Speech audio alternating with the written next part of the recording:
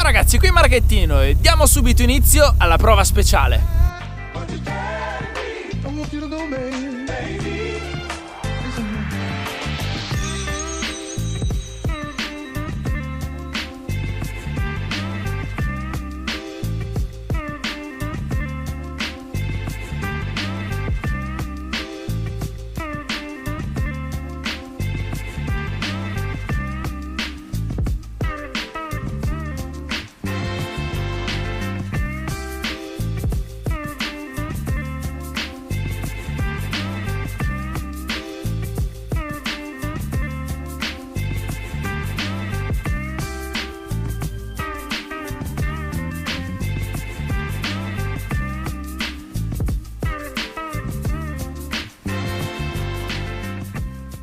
Oggi sono al volante di una vera e propria icona degli anni 80, l'Audi Quattro. È una vera e propria icona che ha segnato la storia dei rally e anche la storia di Audi. È una macchina che ha una lunga storia, è stata introdotta nel 1980 e fin da subito fu una macchina che riscosse un gran successo, perché questa per Audi era una vera e propria coupé di lusso e dalle grandi prestazioni. Oggigiorno la parola 4 la troviamo praticamente su tutte le Audi, ma quella parola ha origine da questa. 4 infatti è il famoso sistema di trazione integrale introdotto da Audi. Indovinate su che macchina? Questa qui. È una macchina molto innovativa, perché questa è la prima macchina europea di serie ad adottare un sistema di trazione integrale. E che trazione integrale! Questo sistema rese l'Audi 4 una macchina celebre e assolutamente vincente nei rally. Molto innovativa fu appunto il sistema di trazione integrale introdotto per la prima volta nei rally da parte di Audi. Ciò gli permise di sbaragliare la concorrenza. Infatti Audi, grazie alla 4, vinse 4 mondiali, 2 costruttori, 2 titoli piloti, facendo diventare questa macchina una vera e propria leggenda. Basti pensare che in 11 anni di produzione Audi costruì diverse varianti e evoluzioni di questa macchina e complessivamente in 11 anni di produzione più di 11.000 Audi 4 vennero prodotte.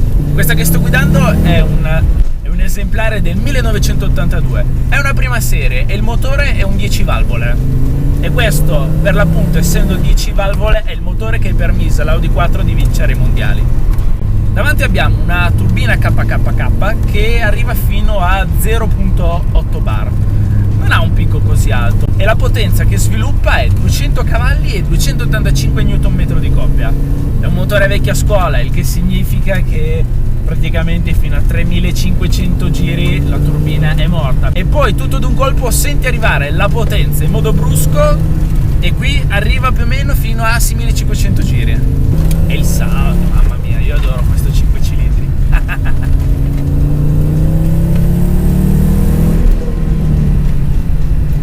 Questa è una macchina che ha quasi 40 anni ed è una signora che va trattata con il dovuto rispetto, anche perché i pezzi di ricambio non sono di facile reperibilità e non costano poco. Anche se devo ammettere che al volante di una 4 in queste strade di montagna con la neve ai lati mi sento molto Klausner.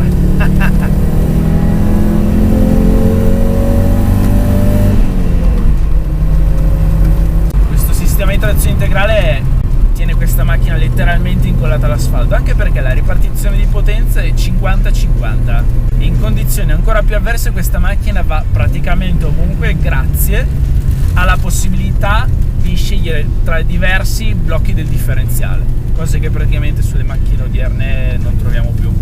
Questa all'epoca era una macchina che non aveva nulla da invidiare alle Ferrari e Porsche, anche perché con l'innovativa trazione integrale questa macchina era molto più sfruttabile e godibile delle classiche sportive a trazione posteriore. E come vi ho detto, rispetto alle concorrenti dell'epoca, questa era una sportiva con molti punti a suo favore. E se vogliamo essere pignoli, l'Audi 4 si chiama pur 4, perché questo è un termine tedesco coniato per stare a indicare che questa è la prima vera e propria macchina a trazione integrale.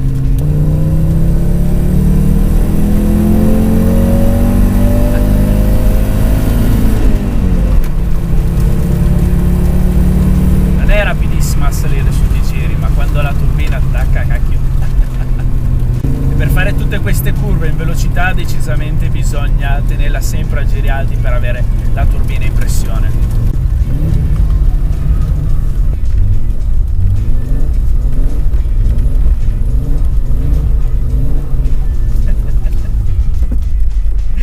Direi che siamo andati su abbastanza spediti.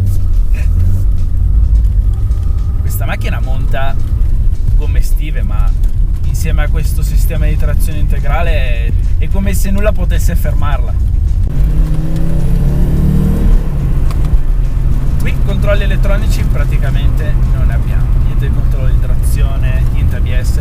L'ABS venne introdotto un po' più avanti, ma diciamo che già solamente questa trazione integrale al volante di questa macchina dà un forte senso di sicurezza e di trazione. Un'altra cosa che mi colpisce a muovermi in queste strade di montagna è la direzionalità, perché a guardarla questa è una macchina grossa, larga e dà l'idea di essere pesante. Invece non è così, perché questa macchina pesa circa 1250 kg. Io a guidare questa Quattro non oso immaginare che cosa pazzesca può significare guidare una versione gruppo B con 2-3 volte i cavalli di questa macchina.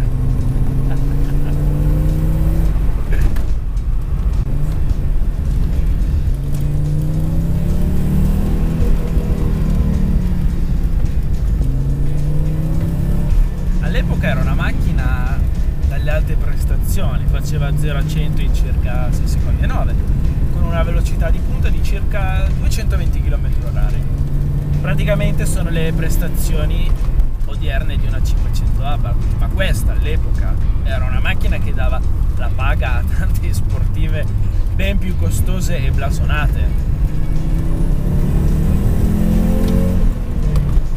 E qui zero elettronica, è tutto un altro sapore, tutto un altro gusto sentire queste prestazioni. E probabilmente anche per questo motivo che ormai anche le Audi Quattro hanno raggiunto quotazioni piuttosto importanti. È una macchina che attualmente ha quotazioni importanti, ma anche ai tempi che fu, quando questa macchina era nuova, costava poco. Basti pensare che aveva un prezzo di listino di circa 90 milioni di lire. Per farvi un paragone, la Delta integrale in quegli anni costava circa 40 milioni di lire, quindi questa macchina costava più del doppio. Però io penso che a quell'epoca salire su in montagna d'inverno e sorpassare quelli con le Ferrari, con le Porsche che non riuscivano ad arrivare su fino allo chalet è una cosa che non apprezzo.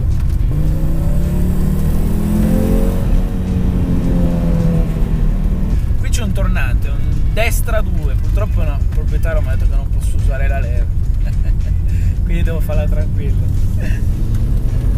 Niente tornante alla Clauster, però devo dire che passare un pomeriggio con questa vecchia gloria, la cui versione da rally ha veramente segnato la storia, che fascino, che macchina. Pensare quello che questa versione stradale e la sua versione da rally hanno fatto 40 anni fa ti lascia veramente senza parole.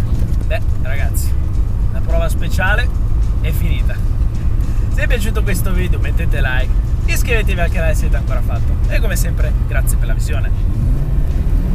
Ciao!